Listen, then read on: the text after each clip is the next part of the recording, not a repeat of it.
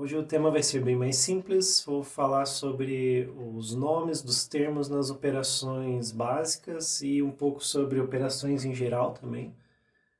Isso porque percebi que tinha aluno que não estava entendendo alguns problemas por causa de algumas palavras, assim, lê o enunciado, não sabe o significado de algumas palavras e aí não consegue entender o que o problema está perguntando meramente por causa do significado das palavras. Então, vai ser mais um vídeo sobre português do que matemática, mas no final eu vou fazer alguns comentários sobre operações em geral, que daí é para acrescentar alguma coisa diferente.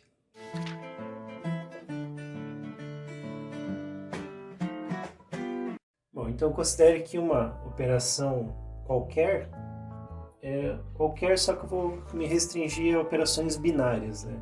Binário significa que eu vou operar duas coisas, ou dois números, dois objetos matemáticos. Uma operação unária seria operar um só, que nem pegar um número e elevar ao quadrado. Pegar um número e tirar a raiz quadrada. Esse tipo de coisa é unário. Operação unária. Tem operação ternária também. Ternário seria com três objetos, né? Um exemplo disso seria o produto misto da geometria analítica. Mas vamos ficar só em binário, então pega dois como a gente está acostumado, porque as quatro operações básicas são binárias. Toda operação tem um símbolo, né? A gente define um símbolo para ela. Se for uma operação que não é usada muito, a gente pode definir um símbolo qualquer. Eu coloquei alguns exemplos aqui, onde a gente usa qualquer um que a gente tiver lá à disposição no momento. Ou seja, que não esteja usando para outra operação. Aqui eu coloquei o asterisco mesmo. O símbolo às vezes a gente chama de sinal, né? O sinal de mais, sinal de menos. Enfim.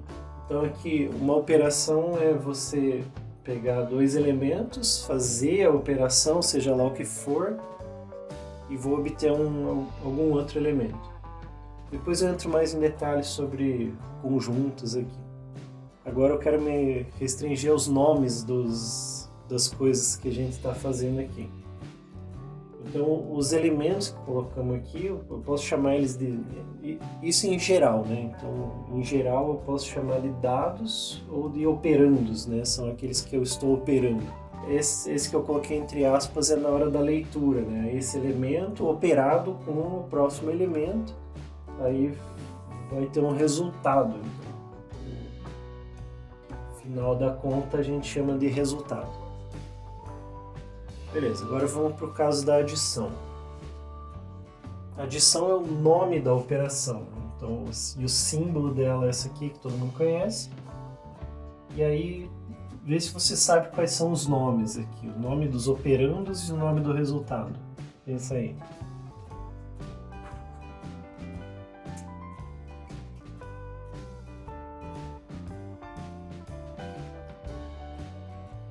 A leitura é o elemento que tiver aqui mais o elemento que tiver aqui.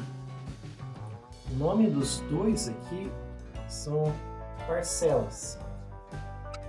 Nessa operação, como a adição é comutativa, eu não preciso ter um nome para cada um deles, eu não preciso distinguir os dois, então simplesmente parcelas. Se for relevante distinguir, você vai chamar de primeira parcela, segunda parcela. Então, veja que faz sentido com o nosso uso de pagar alguma coisa em parcelas, então o valor total ser quebrado em adições das prestações, vamos dizer assim. E o resultado ele se chama soma. Então, 1 mais 2 igual a 3. 1 mais 2 são as parcelas, o resultado é a soma, é 3.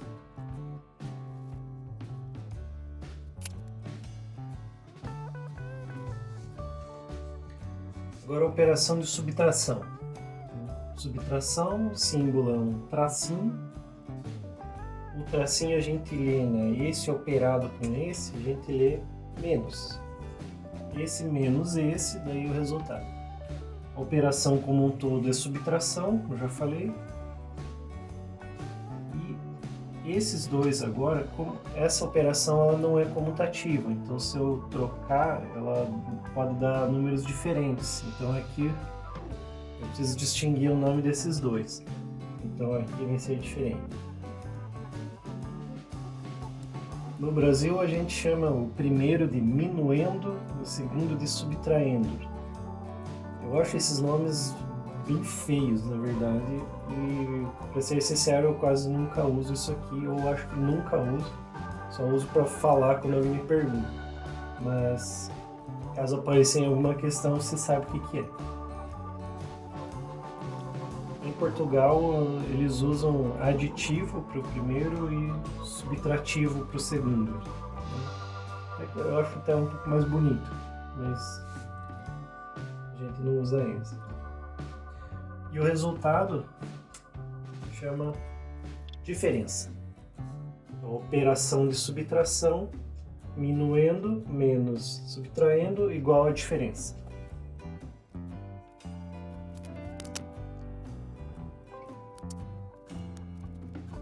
Agora a operação de multiplicação. Então, multiplicação, o símbolo ou é um vezes, assim, de um xizinho, ou um ponto, ou às vezes ele não usa nada também. Eu gosto de usar mais o ponto. Então, a leitura da multiplicação é o primeiro número vezes o segundo. Então, os operandos aqui. Nesse caso, a operação é comutativa, então eu posso chamar pelo mesmo nome os dois. Tem duas possibilidades.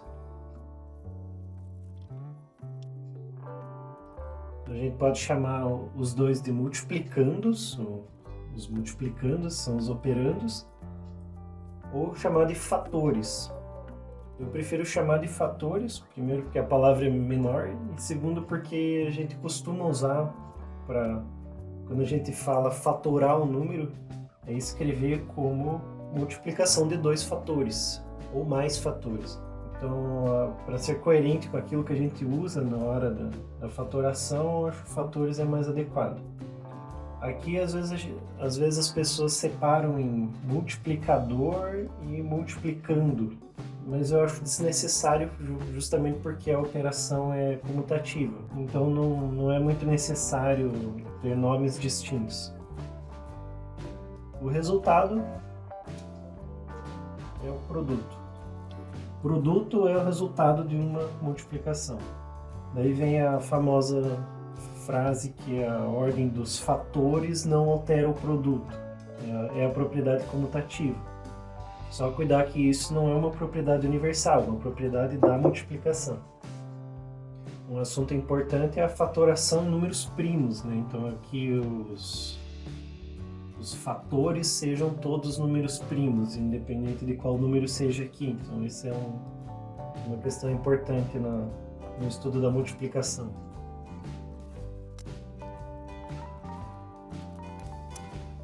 Bom, vamos ver a divisão agora.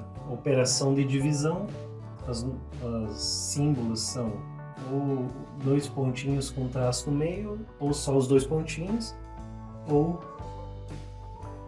aqui seria a notação de fração ou de razão. Então, essas palavras são sinônimos. Eu gosto mais dessa notação, mas agora eu vou usar essa aqui só para continuar no padrão de pôr um do lado do outro, mas eu prefiro essa aqui, na verdade. A leitura é simplesmente dividido, né? Esse número dividido por... O primeiro número é o dividendo, o segundo número é o divisor e o resultado é quociente. Certo? Não vou entrar no mérito aqui de ter resto ou não ter resto. Né? E aqui destacando que tem nomes diferentes para os dois, justamente porque a operação não é comutativa. Ela pode mudar o resultado se eu mudar a ordem. Agora, se eu estiver usando a notação de fração, a gente costuma chamar o dividendo aqui, a gente costuma chamar de numerador. E o divisor a gente costuma chamar de denominador. O resultado seria a mesma coisa. Eu só quis destacar porque quando usa outra notação a gente costuma mudar o nome, então para saber desse detalhe.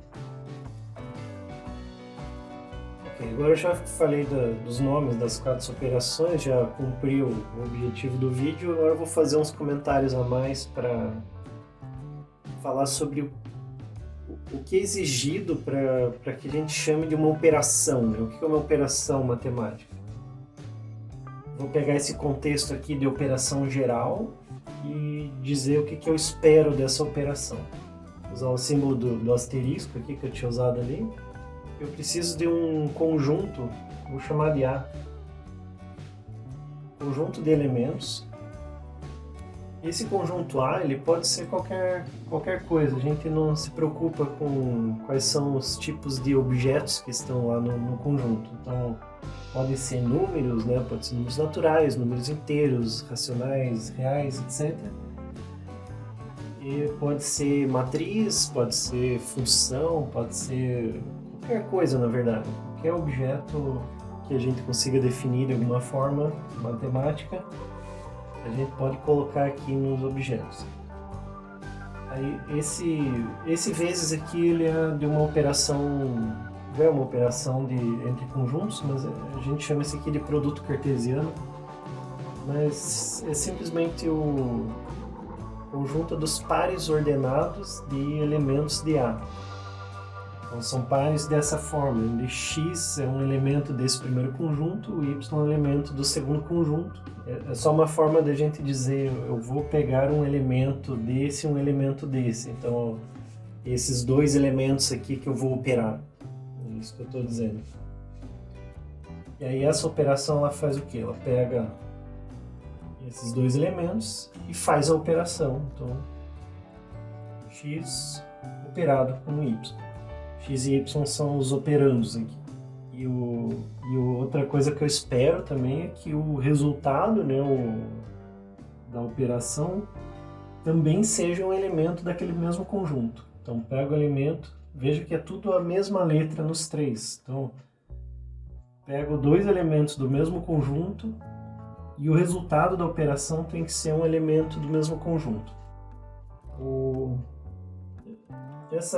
Esse construto abstrato que eu fiz aqui, a gente espera duas coisas dele. Primeira coisa, vou escrever de uma forma bem resumida. Escrevi todos operam com todos, né? O que eu quero dizer com isso? Que o fato de eu ter colocado o conjunto aqui, quer dizer que eu posso pegar qualquer elemento do conjunto aqui, qualquer elemento do conjunto aqui, então eu posso operar quaisquer dois elementos do conjunto, que vai dar lá um elemento no outro conjunto. A segunda exigência é que cada par dos elementos tem apenas um resultado. Então, eu não quero coisas que eu faço a conta e eu tenho dois resultados, eu tenho que ficar me preocupando com qual que eu quero considerar.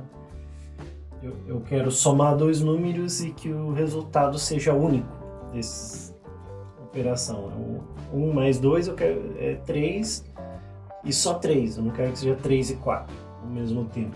Aí você pode imaginar que como são quaisquer elementos aqui, eu tenho muitas possibilidades do que fazer com isso aqui, não precisa ser só aquelas 4 operações básicas. Aí as propriedades, né, comutativa, associativa, essas coisas eu não estou exigindo aqui, então a princípio eu posso pôr qualquer coisa que satisfaça só isso aqui.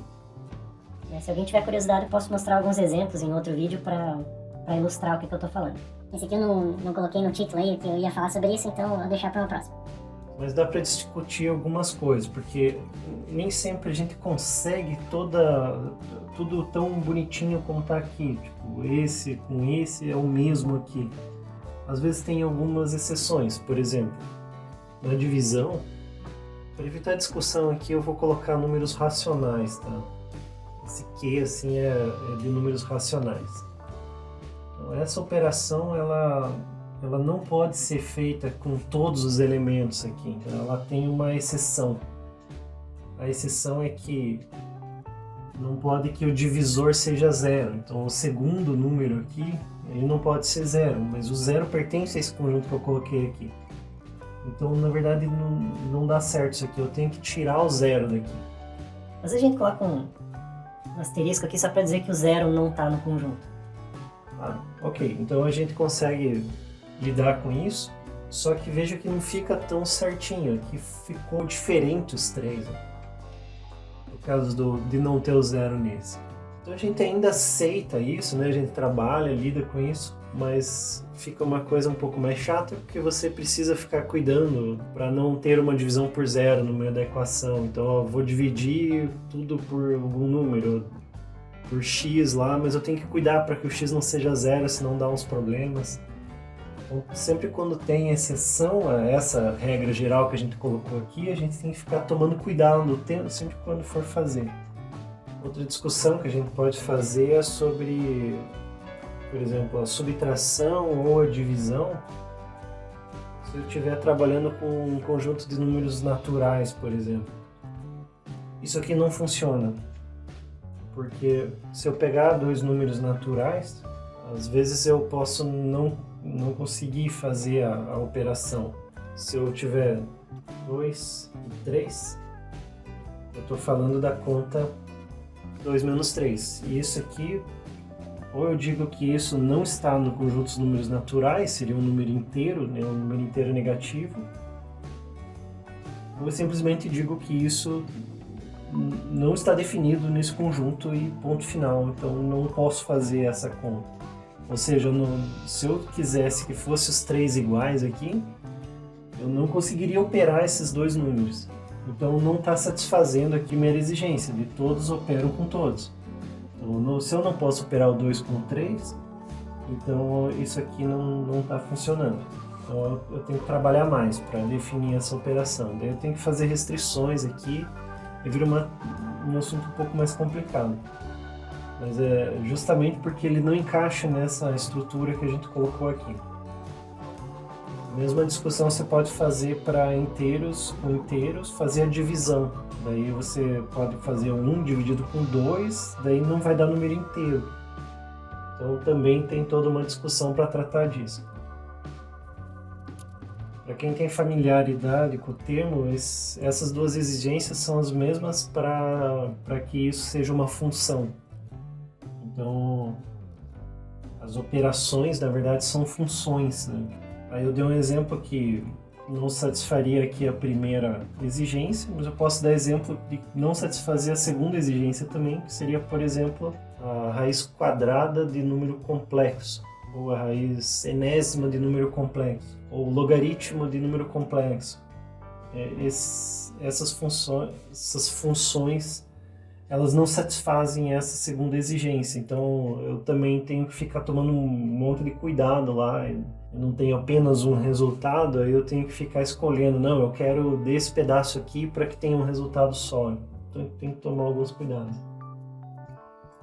Ou seja, se tudo isso aqui valer, a gente está no paraíso. Se alguma coisa aqui tiver exceção, como algum elemento daqui ou algum elemento daqui, aqui não tem problema, mas algum elemento daqui tiver de fora, ou alguma dessas duas der errado, a gente tem que ficar enchendo de exceção, avisando, lembrando a pessoa que isso aqui não funciona. Então, cuidado com a divisão por 0, essas coisas. Eu espero que tenha ajudado. Se tiver alguma dúvida, entre em contato que a gente conversa mais um pouco.